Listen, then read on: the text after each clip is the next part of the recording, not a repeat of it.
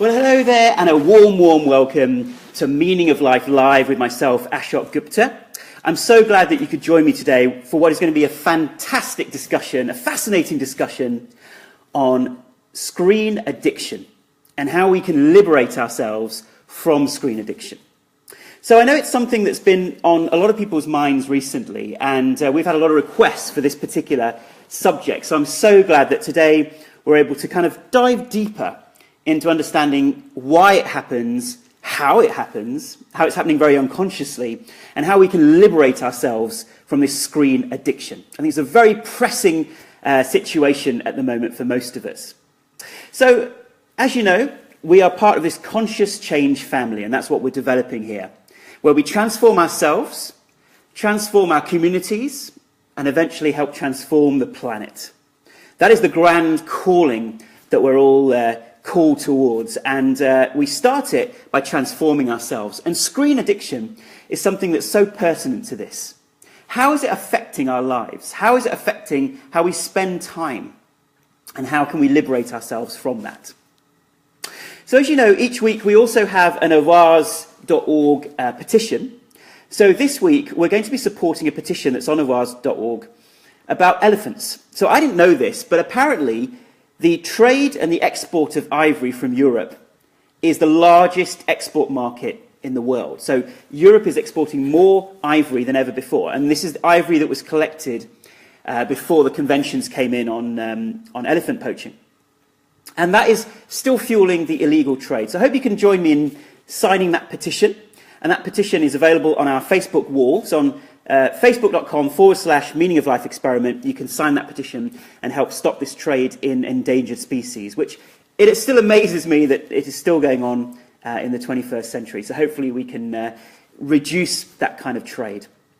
And wherever you're tuning in from around the world, we'd love for you to say hello. So we'll be able to give you a shout out and say hello to wherever you are in the world. And this is what's so fascinating, is that these topics bring us together. And in some ways, that is the whole purpose of the film. The purpose of the film, the purpose of the app, is to bring us together around a common cause. And how does this relate to screen addiction? Well, let's really kind of delve deeper into this particular topic that we're going to go through today. By the way, I was told to, and I want to say a big hello to all our Irish viewers. So obviously, happy St. Patrick's Day today. Hope you're all having a lot of fun on a Friday evening. Of course, after this. And yeah, I hope you have a lot of fun and celebrations this evening.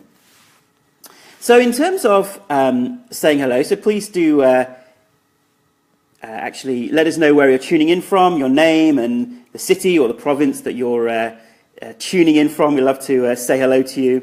And obviously, as we go through today, what we'd love to hear is your shares, your likes, your comments. So please do feel free to share this on your feeds. I'm sure there's lots of people you know who are addicted to their phones, addicted to screens, who could benefit from today's knowledge. So please do share this on your Facebook wall, perhaps on groups that you're members of. And when people tune in live, there's an extra positive feeling as they feel they're part of this community and they can ask questions. So please do share it on all your feeds. So we've got Elizabeth here from Munich. Hi there. Dina from New Jersey. Hello to you again. Astrid from the Netherlands. Great to see you on a Friday evening. Paula from Devon, Viv from Essex.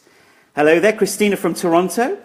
Anne from Norway. Great. So keep those shout-outs coming in and we'll say a big hello to all of you. So looking forward to hearing from you. So today's topic, as I said, is something that is so incredibly important. And in the film, we talk about how our deepest nature is blue. B standing for bliss. So we're naturally happy at our core level. Love. L for love, that we are naturally loving, we want to receive love, exchange love, express love unconditionally. And finally, we want to be unified with the whole, or we already are unified with the whole, we simply want to experience that. So everything that we're looking for in the outside world is truly within us when we do go within, when we spend time going within and experiencing that and then expressing it in the world. And with the advent of this screen technology, I believe that we're actually potentially going backwards. So although there's been so much positive work done on mindfulness and meditation and bringing us to our core, actually what we're finding is People are becoming more mindless because we're spending so long on these particular gadgets and these phones and screens. Yeah? And are we addicted? Well, studies show that most of us are spending between 3 to 5 hours a day on our small screens. So this is our tablets or mobile phones.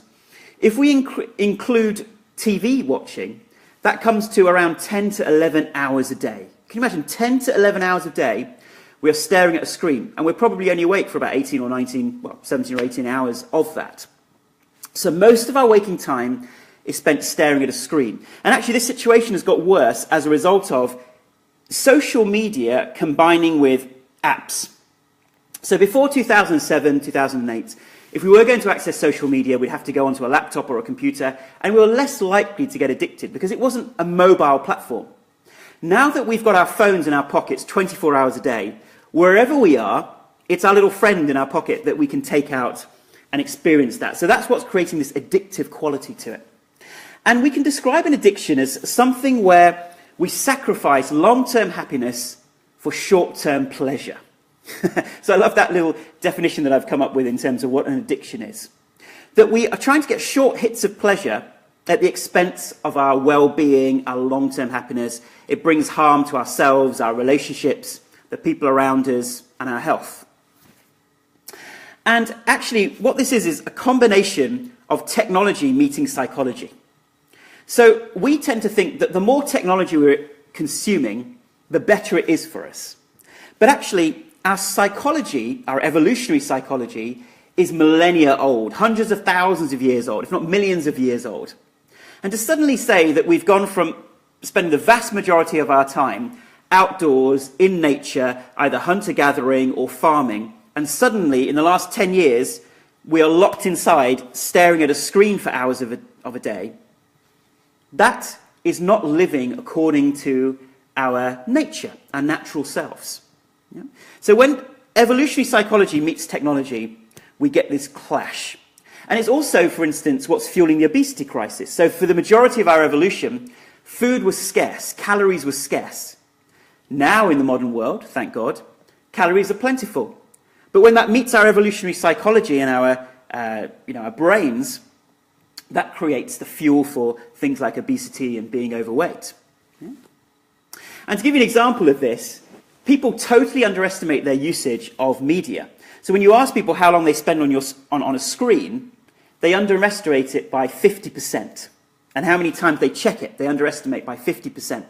So we're probably more addicted to our gadgets than we realize, than we're consciously aware. Yeah?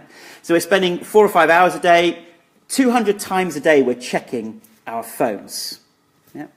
So that means that it's taking up a lot of our eyeball time. And apps and these gadgets are designed by very clever people to make us addicted.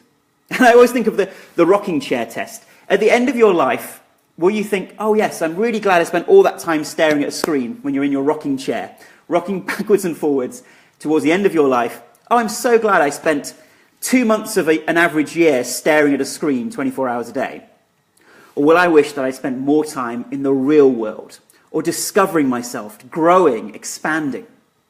And of course, there's nothing wrong with the technology.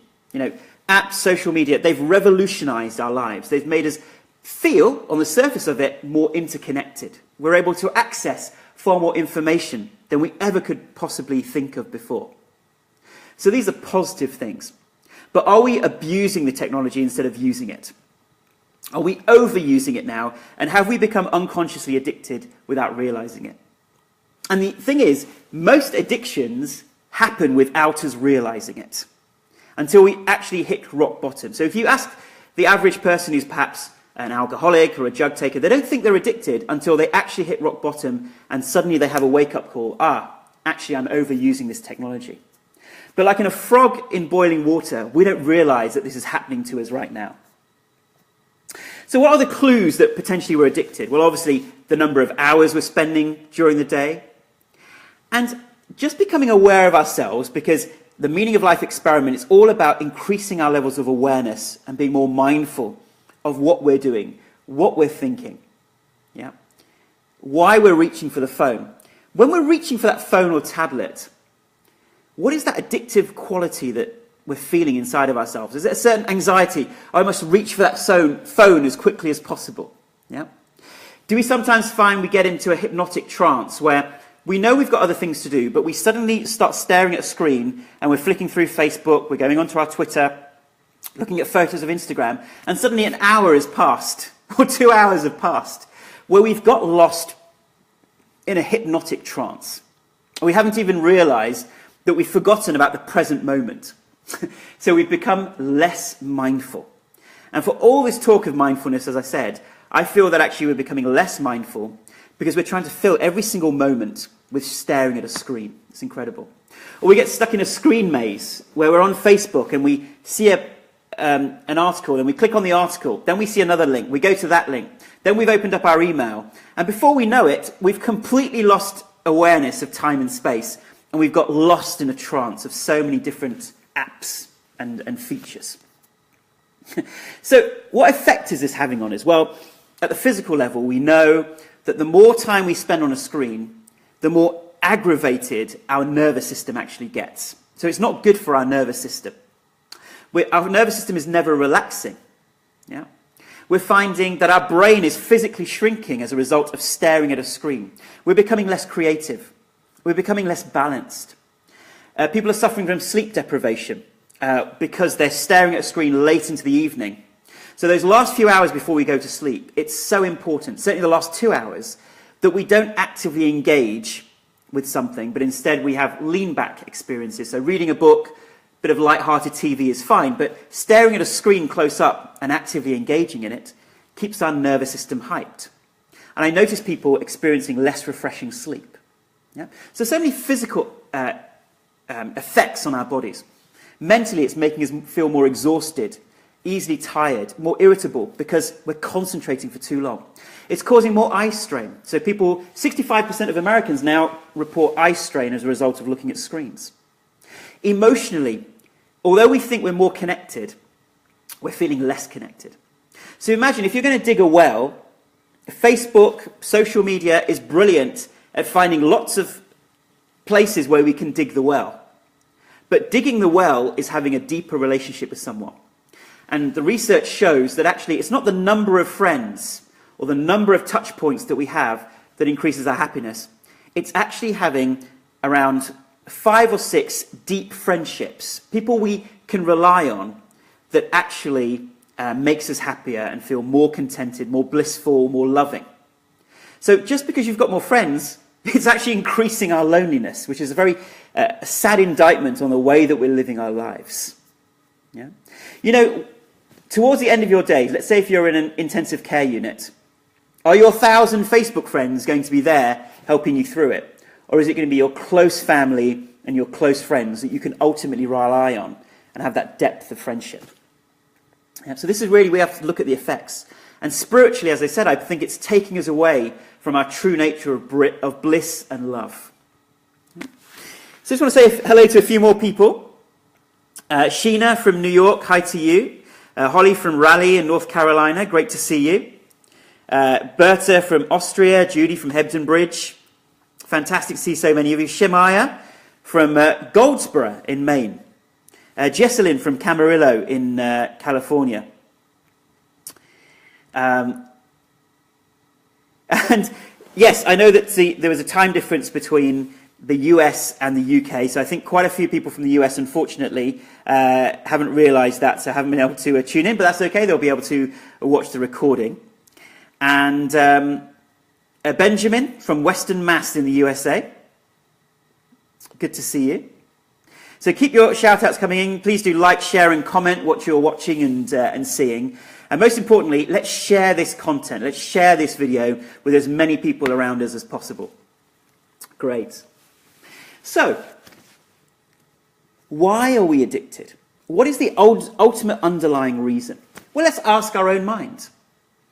Let's just close our eyes and do a little exercise. If you'd like to close your eyes with me, let's close our eyes and take a slow, deep breath in. And breathe out. Let's take another slow, deep breath in.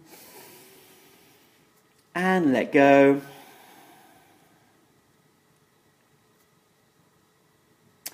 And imagine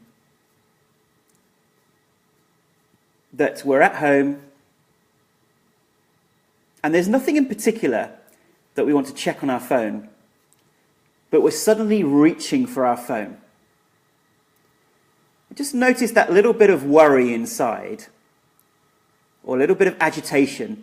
What is making us reach for the phone in that moment? Let's become really aware of any feelings inside of us saying, I've got to check my phone. I want to see what's on the phone or the tablet. Why are we reaching for it in that moment? Just ask yourself, ask the center of your body, perhaps around your chest or stomach area where we feel that little bit of agitation or worry. Just ask yourself, why am I reaching for the phone? Or what worry am I trying to alleviate by reaching for the phone? What's bothering me right now?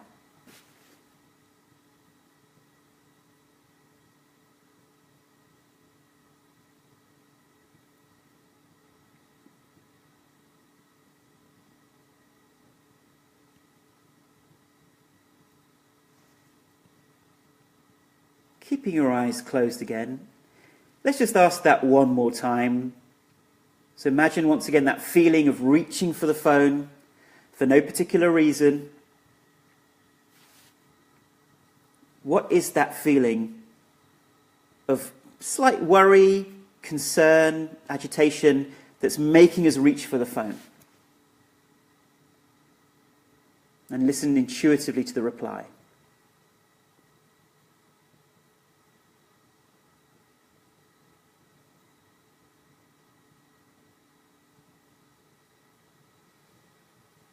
Okay, let's take a slow, deep breath in. And breathe out with a smile. Another slow, deep breath in. And breathe out. And let's open our eyes. Okay, so I wonder if any answers came to us during that little short exercise. It's something very powerful to do, just become more aware of our deeper reasons for why we do things in life. So if you'd like to share in the feed, in the comment section, what came up for you in that particular moment, in terms of what the reasons were while you were reaching for your phone. And I'd like to say that there are probably three main reasons that we reach for our gadgets or our phones. See, addictions are all about relieving some unresolved emotion. So if we become an alcoholic or we take drugs or compulsive shopping, we're trying to often avoid a difficult emotion. And that can be an internal emotion. So sometimes we're bored or anxious about something or feeling dissatisfied. And actually reaching for the phone and getting lost in our Facebook feeds or Twitter feeds is a way of avoiding that uncomfortable emotion. Sometimes it can be procrastination. If there's something that we don't want to do, a very subtle strategy is to procrastinate about doing those particular things. So we get a little release of a chemical in the brain called dopamine. And dopamine is the reward chemical, the feel-good chemical. So if we're feeling a bit of concern or worry or difficult emotions, reaching for the phone, enjoying a little post or getting lost in that, we get a little hit of dopamine that helps relieve that worry and anxiety and distracts us from those core emotions. So one of the unconscious reasons we reach is to avoid or distract from something internal, a difficult emotion. The second one, which is linked to that, is based on our evolution. One of the primary ways we can survive is to avoid uncertainty. So let's say your phone's sitting there and a little ding has gone off and you've got an alert. Right, you've got a message. Instantly we feel we need to check that message. What is that urge, that inclination, that addiction to check it then and there? I believe it's an evolutionary drive to avoid uncertainty loops. So a little loop has been opened which hasn't been fulfilled. What could it be? Perhaps it's an emergency message. Perhaps it's something fun. Let me reach for my phone. Aha, I've now relieved the uncertainty and the anxiety within me. So at an evolutionary level, we're more likely to get addicted to situations where there's a bit of uncertainty created. Until that message came in, there was no uncertainty. Life was continuing. And it can also happen in terms of our Facebook feeds. Perhaps there's something that's happening on our Facebook feed, something that we're missing out on. And that's the third reason, a social anxiety. That if I'm not part of the Facebook crowd, or I'm not part of the Instagram crowd, or I'm not expressing myself, then I'm not part of this social group. And based on our evolution, once again, we want to be part of the tribe. We want to be approved of and accepted into our tribe. Otherwise, we could be rejected. So let's go through those three reasons again. At a deep unconscious level, we might be addicted to our gadgets and spending longer and longer and longer because it's a way of distracting or avoiding difficult emotions right now, things that we don't want to deal with, or procrastinating, or filling boredom within ourselves. Yeah? The second reason is there's a bit of uncertainty that's been created, so we're reaching for our phone to avoid uncertainty loops, so that we can relax, go, I've had my hit of dopamine, there's nothing to be uncertain about now. And thirdly, as I said, the social anxiety. Am I part of my group? How many likes have I got? Quick, let me check my feed to see how many people liked and approved of me. But all that comparison, comparing ourselves to others, is creating more anxiety. So then we try to post even funnier things, happier things, better photos, so we can see how many likes we've got. And then we compare it to our friends and family to see how many likes they got. So it becomes a comparison thing, which isn't good for our nervous system. It's highly stimulating. The ultimate fear, the core fear we all have is, am I loved? Am I approved of? Have I failed? And that anxiety is our core anxiety. So reaching for the phone to confirm our social approval is what is keeping up that addictive nature, that deep evolutionary psychology. Am I good enough? So that's the anxiety about the emotions. Am I being approved of by my tribe? Let me see what other people think of me and let me use it as a way of connecting with others. And perhaps there's some uncertainty, and I can relieve that uncertainty by checking my phone. Yeah? So let's just see what other people have said before I mention those three. So a lot of people saying boredom. So Holly's saying boredom. Yeah, Elizabeth as well, Jesselyn. Shemaiah, I've got to get away. Right, that feeling I've got to get away from something, so I'm avoiding something difficult. Holly's saying, a worry that my children need my help. Right, we convince ourselves that if we're not available 24/7, somehow we're neglecting people around us. But this becomes an unconscious fear. And the message I'll give to us is we can reduce our addiction by recognizing if it's important, if it's an emergency, they'll call us. Yeah? If someone's in an emergency, do they send you a text saying, help? I'm dying, right? No. They will phone you if it's a real emergency. Yeah? Gretchen's saying, reaching for human contact. Now, this is very important. We are using it as a substitute for real human intimacy, and it's not as good as real human intimacy. Rennie's saying, maybe I'll miss something important. So FOMO, a fear of missing out on something. Or Gretchen's saying distraction. Yep. Dina, bored, a need for excitement, mental stimulation. Right. The problem with this mental stimulation, no, don't get me wrong, I'm not saying stop using these gadgets. I'm just saying, can we halve the amount of time that we use it? And I knew that a couple of years ago, I was definitely far more addicted to my gadgets than I am now. I would be on them a lot longer. And then I realized that my real world interactions were suffering because I was substituting for it. And I made a conscious effort to say, I'm only going to use my gadget if it's life enhancing. And by life enhancing, I mean, is it taking me closer to happiness, the natural happiness that I am? Is it making me feel more loved and expressing of love? Is it helping me feel more connected and unified with the people around me? And if it fits one of those criteria, then I might do it. But the little thing that we fool ourselves into thinking is that it's helping us connect. But studies show the longer we spend on a screen, the lonelier we feel, the more disconnected we feel from the people around us because we're not truly connecting. Our human psychology relies on physical connection. A phone call is halfway there, so a phone call is better than just reading stuff, but it's still not as good as real-world interaction. So a lot of interesting comments coming in. Astrid saying, as a way of distraction from illness and being part of the outside world. So once again, nothing wrong with that. If social media helps us connect because we're ill at home, that's fine. It's the use of technology, but not the overuse, the abuse of technology. Yeah?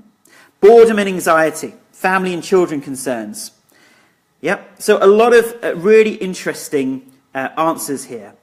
And I want us to see if we can connect at a deeper level with people. So yes, if we're at home, we're suffering from an illness, let's say, and we can't get out and about, still, can we substitute other things like going into nature, having a phone call, being part of a support group, being part of an online support group where we actually talk to each other through Skype? Yeah? At least we hear the sound of a human voice, which can actually stimulate some of the feel-good neurotransmitters instead of the negative aspects. Yeah? So let me see how I can share some things that have helped me personally and many of my clients. The first is we have to shift perspective. So for those of you who've done the Meaning of Life experiment, you know, in day 15, we talk about how we can change our habits of thinking and behaving through shifting perspective. Yeah, the 4S technique or the new groove technique. Shifting perspective. And some of the perspectives we need to really analyze is this life enhancing? We're told that technology is life enhancing, but we need to question that. Because I believe we've hit the top of the productivity curve. I don't believe that social media and our phones and gadgets are now optimally helping us. Yeah? And they say, a lot of experts say, the researchers say, that about 2 hours being on a screen is the maximum we should really have during the day. After that, we start experiencing more negative effects. And I'm talking about a phone or a gadget. That doesn't include TV time. So can we reduce that amount of time by realizing it's not necessarily life-enhancing the longer we spend on it? Yeah. And this idea that we always need to be on, always need to be connected, that's another perspective or belief that we need to shift. And this idea that I'm being social and I'm connecting just because I'm on a tablet or social media. We're connecting at a surface level, but let's not let it substitute for real-world interactions. And finally, this idea that it's normal. That it's normal to spend 5 to 10 hours on a screen.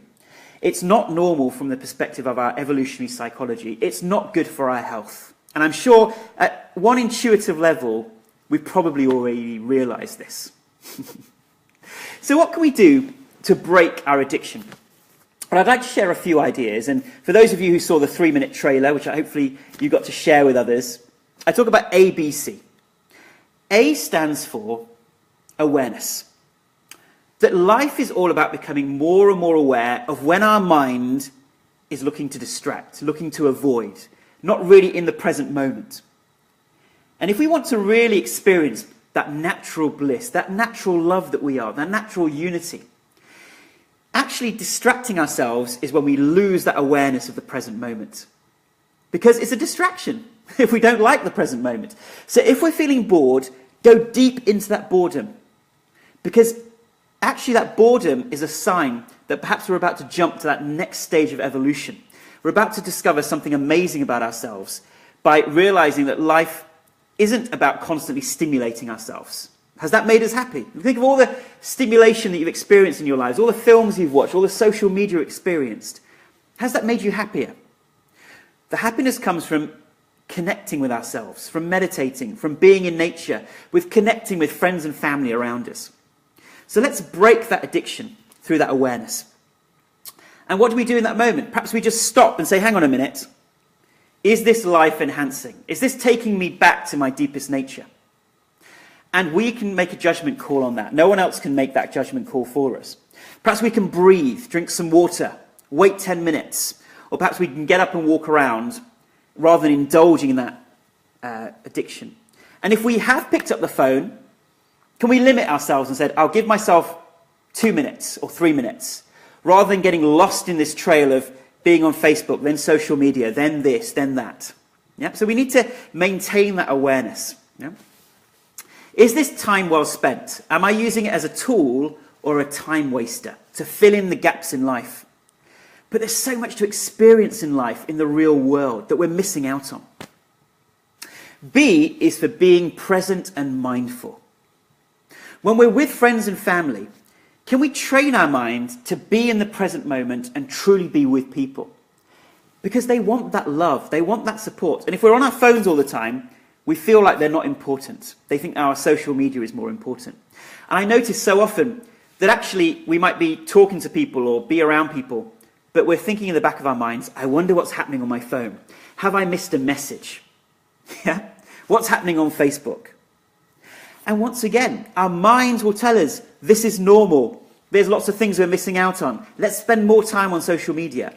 But I want us to experiment for just a month. Let's say the next 4 weeks. Let's experiment with halving our amount of time staring at our small screens and instead rediscovering ourselves by having real-world experiences.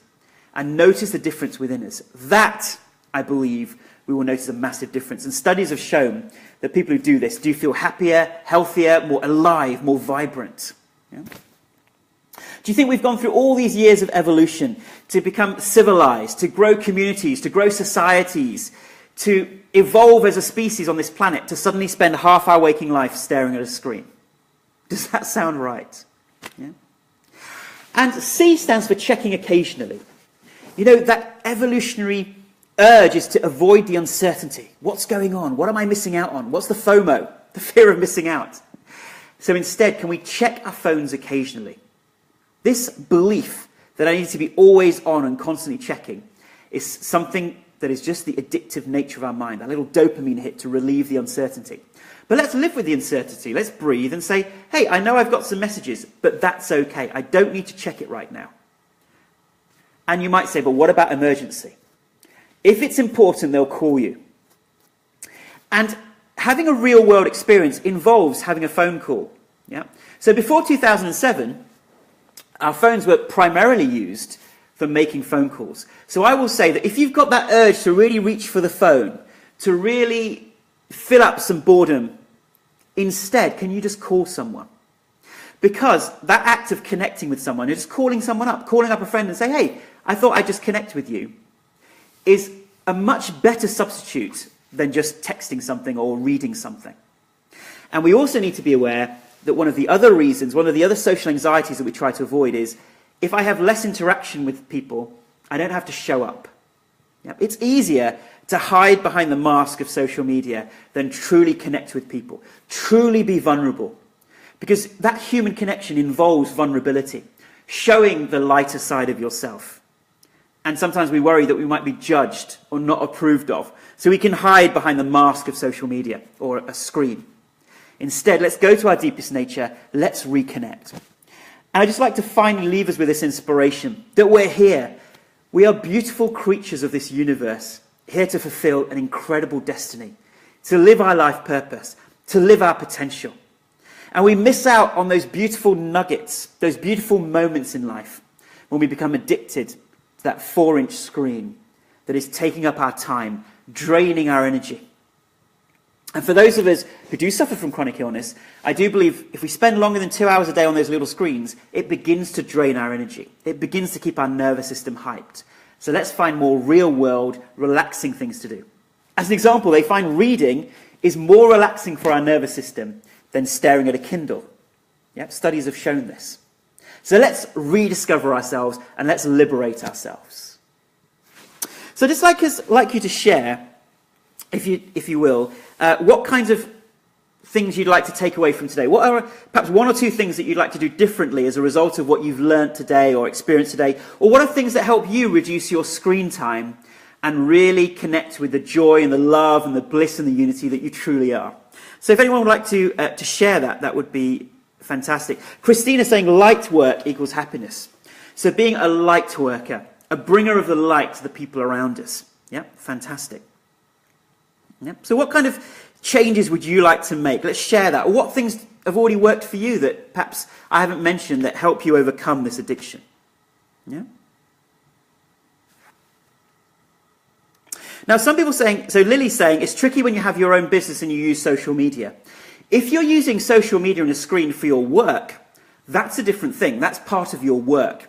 What I'm talking about is screen use outside work, outside our core profession. Because I also use social media, Facebook and screens as part of my work. But what we're talking about is it filling up our downtime and our relaxation time. Yeah? With Francis saying, with me, it's not a binary option. Yes, I spend too much time, and yes, I enjoy the dopamine rush when I get a like on one of my posts. And lastly, I'm a techie freak. I love my Amazon Echo. Yeah, so it's not exactly what we're saying is, it's not a binary thing. Social media and all these different gadgets, all these different things are definitely life enhancing. But let's not abuse the technology, let it fuse with our psychology and actually create the negative effects. We can avoid the negative effects. Judy's saying, listening to music. Yeah, absolutely. There's a real world experience. Gretchen's saying, art, pastel painting really helps me. Yeah? Holly's saying, I'm going to reduce the number of times a day I check my phone. I'm going to put my phone out of my sight for a great proportion of the day. And one way we can do this is to shut off the notifications, because it's like if you have snack food in your house, you're going to be more tempted to eat the snack food. So in the same way, when we turn off notifications on our phone, so on an iPhone, if you swipe up, there's a little moon. If you click the moon icon, it turns off notifications. Yeah? So that's a great way of keeping present, keeping the moment. For us to be productive people in society, we need to get into the flow state. And it takes 15 to 20 minutes of really going deep into something to get into that flow state. But most of us aren't doing that. So let's liberate ourselves. Let's reconnect with our deepest nature of bliss, love, and unity. Let's be more mindful. Let's not let our mind escape into these little tunnels of social media, tunnels of screen usage. And instead, let's come here to do what we're born to do, to discover our deeper nature, to self-realize and live our potential, to live an inspired life. Good, well, thank you for watching. And next week, for the next few weeks now, we're going to have a bit of a break from our Meaning of Life Live, because I'm going to be doing some other things which I'm going to let you know about. So we're going to take a break for a few weeks, but we will be back, and you'll get an email about that, and we'll start putting some social media posts as well. We're going to take a weeks break. Please do share with us what kinds of topics you'd like us to cover. And once again, please do share today's video with your friend, your family, your Facebook groups, and your wall, so we can get these very important messages out there. Because I think screen addiction is one of the biggest issues facing our generations right now. So shall we sing? Shall we sing together? So we're going to sing a song today. So I'm just going to move the camera, so please bear with me whilst I do this. And the song that we're going to sing today is something that I think really sums up this idea of being with ourselves and being in the present moment awareness. Okay? And it's a song that I actually only discovered relatively recently, and it's called Chasing Cars by Snow Patrol. So some of you may know this song. So if you do, please do sing along at home. And remember, it's not me performing to you. This is all about us singing together. So please do join in. Okay, so we're just going to get this ready, and then we're going to start very shortly. Okay, fantastic. So once again, please do like, share, and comment. Okay, so I hope you've got your singing voices ready, and here we go.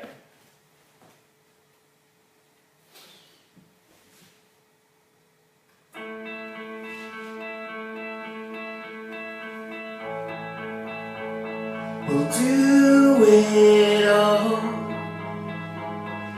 everything on our own.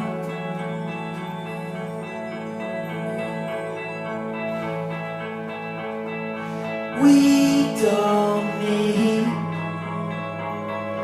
anything or anyone.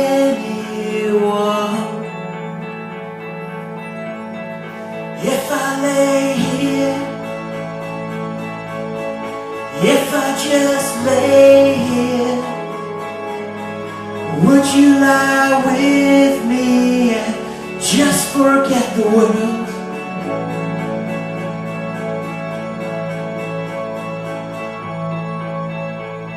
I don't quite know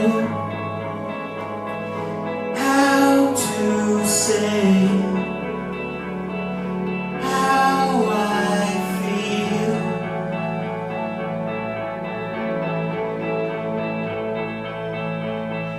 Those three words are said too much.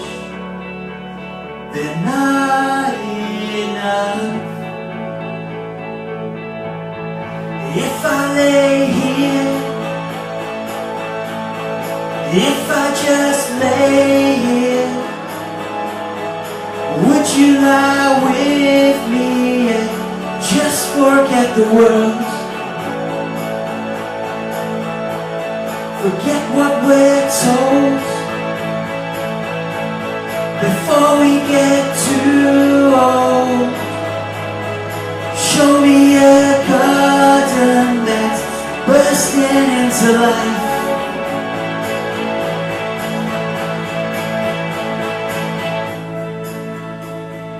Let's waste time chasing cars around our heads.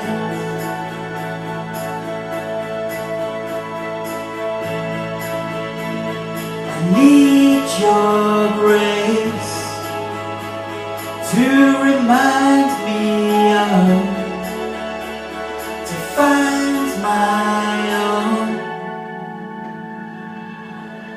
If I lay here, if I just lay here, would you lie with me and just forget the world? Forget what we're told before we get too old. Show me a garden that's bursting into life. All that I am, all that I ever was, is here in your perfect eyes. They're all I can see. I don't know where, confused about how as well. Just know that these things will never change for us at all. If I lay here, if I just lay here, would you lie with me and just forget the world?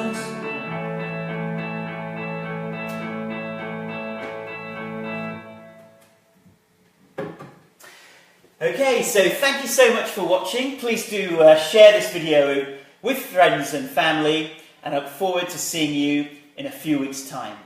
Thank you and goodbye.